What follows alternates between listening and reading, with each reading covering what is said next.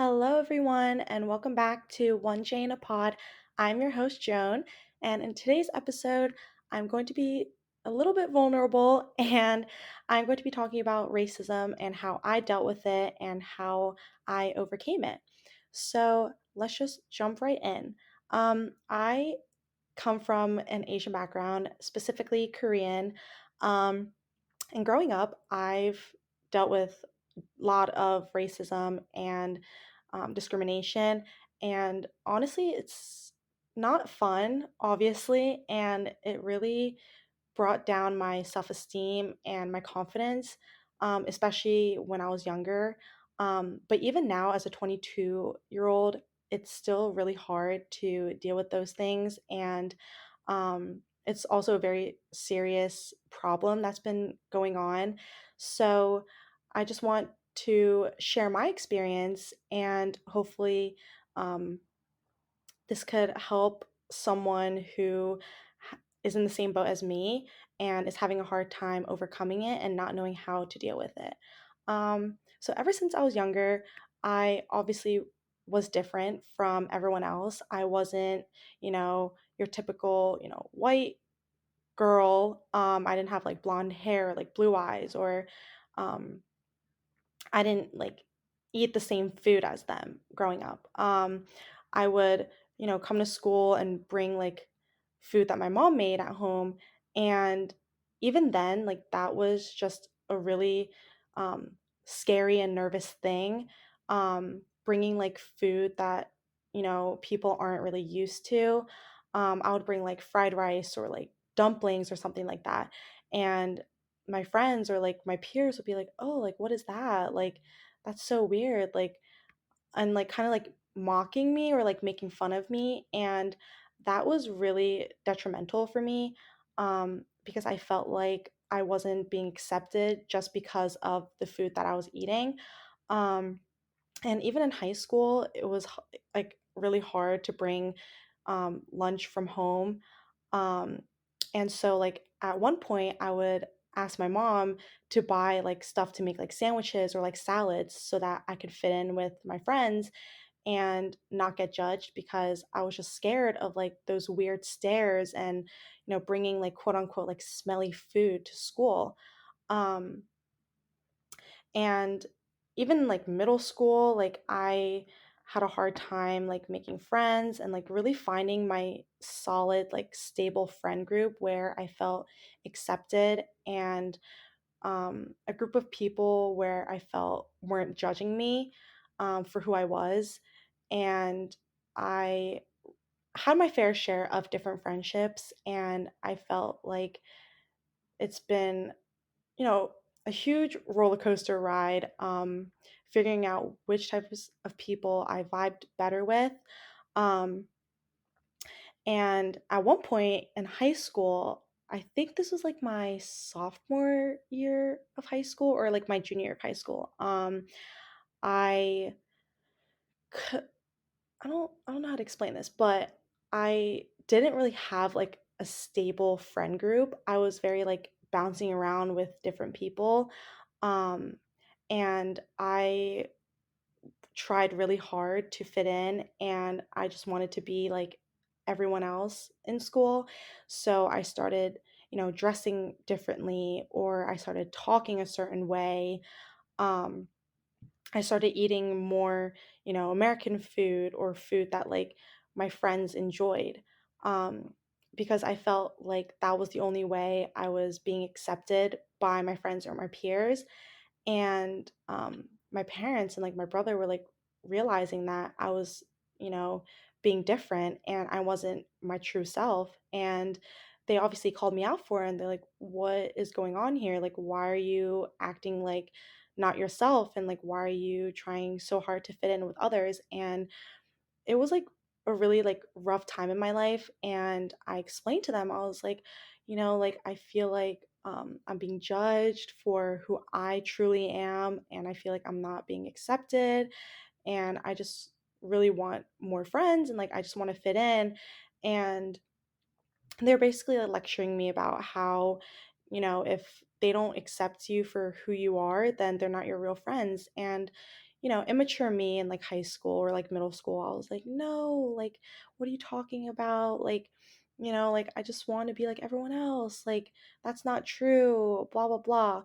But, coming to college, it has definitely changed my mindset. And, even up until like freshman year of college, I really did try hard to, fit in because high school, middle school is like a very different environment compared to college, where, middle school and high school, like you grew up with these people and like you've been going to school with them for a really long time. But college is a whole different environment where, it's like multiple people from different places. So it's like a huge variety. But Westchester is like predominantly like a white school, and coming here I knew that. And um after I committed, I was talking to my mom and I was like, I don't know if like I made the right choice because like I want more friends that are Asian and that are like me, because I was scared that I might be dealing with the same thing that I've been dealing with my entire life, not being able to fit in and being judged. But my freshman year of college, I came and I did find a stable friend group where they didn't need me to, act a certain way, and they just accepted me for who I was. And I was still very, you know, like I wasn't very true to myself, and I had trust issues with that because I've dealt with racism like my entire life. So finding that group of people that just welcome me with open arms, like I wasn't used to that. So I still put up this persona of you know not being my true self, so that they would want to stay friends with me or they would want to keep hanging out with me. And it honestly has been very draining, um because like you're putting up this fake image of yourself that you're not used to. And just like after a while it just gets so tiring and draining. So this was like my second semester of freshman year. I just let everything go and I was like, you know what? Like, I really can't do this anymore. Like, if they don't accept me for who I am, then that's their loss. But this is who I am. And if they don't like it, then whatever. Like, I was ready to like drop everything and just like have no friends at that point. Um, but yeah, after that, I, you know, came true to myself and I started, embracing my culture more. I wasn't as embarrassed of my culture because in middle school and high school, I was very ashamed of it and I was very shy and I just didn't like talking about it. And um, when I tell people that I'm bilingual, um, people would like ask me, "Oh, like can you teach me how to like say something in Korean? Like, can you um teach me how to do this, whatever." And I was like very defensive and I was like, "No, like I don't want to do that. Like I don't know what you're talking about. Like I don't know how to like speak Korean." Or like I would just make up some stupid excuse or lie to cover it up because I was just so embarrassed. But after I came to college, I was like, why am I so embarrassed of my culture? Like, why should I, hide the fact that I'm bilingual? Or why should I hide the fact that I'm eating, different food? Like, I shouldn't be embarrassed of this. Like, I should be proud that, I can speak two languages. Or I should, be happy that, I eat other foods. Um, so college has definitely taught me a great lesson. Um, and I did find, you know, a stable friend group. And then I also found people that are also Asian and have dealt with, racism their entire life too. And like we were able to, bond over that and create strong friendships. And I'm still friends with a lot of those Asian friends that I met when I came to Westchester. And having two different friend groups is honestly like amazing.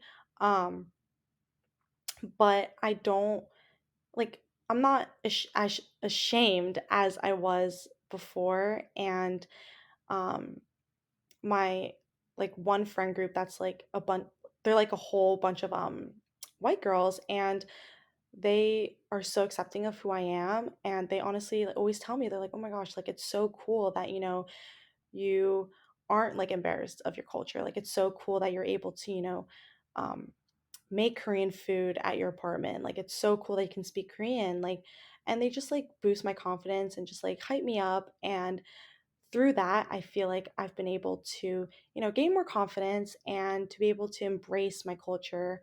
Um, and I just learned that it's not something that I should be ashamed of. Like, it's honestly a great thing. And I still do, sometimes like deal with racism, but I feel like as I got older, it hasn't really um, brought me down as much as it would have when I was like in high school.